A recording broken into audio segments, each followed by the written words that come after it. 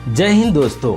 भारत में जगह जगह पर मंडियां लगी दिख जाती हैं। कहीं पर ताजे फलों की मंडी होती है तो कहीं पर सब्जियों की।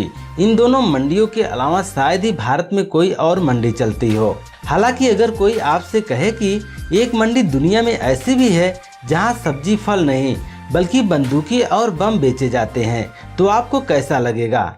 जी हाँ दोस्तों, हथियारों की यह मंडी पाकिस्तान के दर्रा आदम खेल शहर में लगती है। यहाँ हर बंदूक बहुत ही आसानी से और कम दामों पर मिल जाती है। AK-47 जैसी घातक राइफल हो या फिर विदेशी आधुनिक पिस्टल, यहाँ पर हर चीज का प्रबंध है।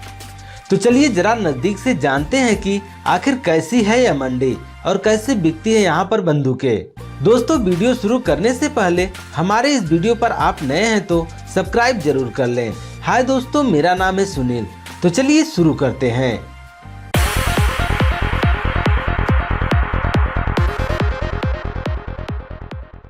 दर्रा आदम खेल पेशावर से कुछ दूरी पर बसा एक शहर है। इस शहर का इतिहास 100 से 150 साल पुराना है। सबसे दिलचस्प बात तो ये है कि यह शहर है पाकिस्तान में, मगर यहाँ पर उनका कानून नहीं चलता। इस शहर के पहले जो पुलिस चौकी पड़ती है वो शहर में घुसने से पहले ही चेतावनी दे देती है कि इस शहर में पाकिस्तान का कानून नहीं चलता और पाकिस्तान सरकार आपकी जिम्मेदारी नहीं लेती। इस पूरे इलाके में पश्तून वाली लोगों का कानून चलता है, वहीं यहाँ पर हर चीज का ख्याल रखते हैं। यह शहर नेशनल हाईवे के साथ फैला हुआ है। इस बाजार में केवल हथियार ही नहीं बिकते, बल्कि यहाँ सड़क के दोनों किनारे पर कई दर्जन ऐसी दुकानें हैं जहाँ पर वो सभी चीजें मिलती हैं जो दुनिया के ज्यादातर देशों में बैन है। इसके अलावा यहाँ पर वह हथियार भी मिल जाएंगे जो बहुत ही रेयर हैं।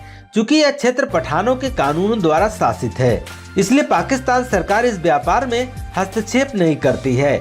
इस बाजार को लगभग 100 से 150 साल हो चुके हैं। आज बड़े ही आराम से यह लोग पाकिस्तान सरकार के सामने अपना बिजनेस चलाते हैं। यहाँ पर मंडी तो पहले भी लगती थी, जिसमें तस्करी करने वाले और चोर डकैत अपने सामानों को बेचने और खरीदने के लिए आते थे। इस मंडी में शुरू से हथियार नहीं मिलते थे। यहाँ पर पहले चोरी की गाड़ियाँ और घर का सामान मिला करता था। अवैध रूप से चलते आ रहे इस पीढ़ी के पुराने व्यापार में 1980 के दशक में उछाल आया, जब मुजाहिदीन ने अफगानिस्तान की सीमा पर सोवियत संघ के खिलाफ पाकिस्तान की लड़ाई के लिए हथियार की खरीदी शुरू कर दी। इसके बाद धीरे धीरे ये शहर पाकिस्तानी तालिबान का गढ़ बन गया। इसके बाद यहाँ पर हथियार बहुत ज्यादा संख्या में आने लगे। स्थानीय लोगों ने इसका सबसे ज्यादा फायदा उठाया। उन्होंने इस धंधे को कुछ ऐसा अपनाया कि आज यहाँ पर हथियारों के सबसे बड़े सौदागर वहीं पर हैं। माना जाता है कि जब रूस अफगानिस्तान में घुसा तब से यहाँ पर हथियारों की मांग बहुत ज्यादा बढ़ गई थी। रातों रात इस गांव का व्यापार दोगुना हो गया। कहते हैं कि इस गांव के रहने वालों की सारी कमाई इसी के धंधे से होती है। इसके अलावा कोई और काम न तो वह करते हैं और न ही उन्हें करने की जरूरत पड़ती है। आज यह इतना बढ़ गया है कि छोटे छोटे बच्चे भी दुकान पर बैठकर बंदूकें बेचते हैं। इन सब के अलावा माना जाता है कि यहाँ पर अब बंदूक बनाने का भी काम होता है।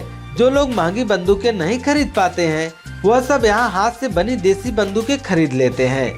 माना जाता है कि करीब 15 साल पहले दर्रा आदम खेल मशीन गन, सब मशीन गन, छोटे तोप और यहाँ तक कि रॉकेट लॉन्चर से भरी रहती थी। धारणाओं की माने तो काफी पहले सरकार ने अपने बंदूक बनाने की पुरानी मशीनें इस गांव वाला को कबाड़ समझकर बेच दी थी।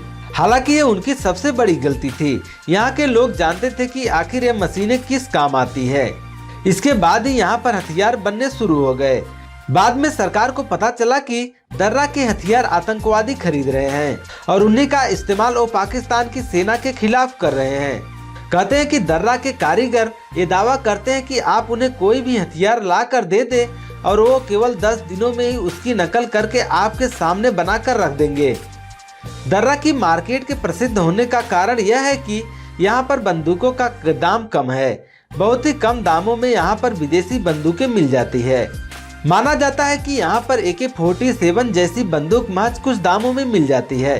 हालांकि यह दाम हाथ से बनी AK-47 के लिए है। विदेश से आई हुई राइफल का दाम थोड़ा ऊंचा होता है। अब धीरे धीरे खत्म हो रहा है यह बाजार। माना जाता है कि जब से पाकिस्तानी सरकार ने इस बाजार में अपना समर्थन वापस लिया है, तब से इस बाजार की लगभग 2500 दुकानें बंद हो चुकी हैं। सरकार ने इस बाजार में कुछ नहीं छेड़ा, बल्कि उन्होंने इसके आसपास के इलाकों की सुरक्षा सख्त कर दी और ज्यादा पुलिस बल तैनात कर दिया। इसका नतीजा यह निकला कि अगर कोई यहाँ से हथियार लेकर जाता तो पुलिस उसे पकड़ लेती और हथियार को जब्त कर लेती। यहाँ पर ज्यादातर हथियार बनाने वालों ने अपनी दुकानों में रोजमर्रा के सामानों को बेचना शुरू कर दिया है।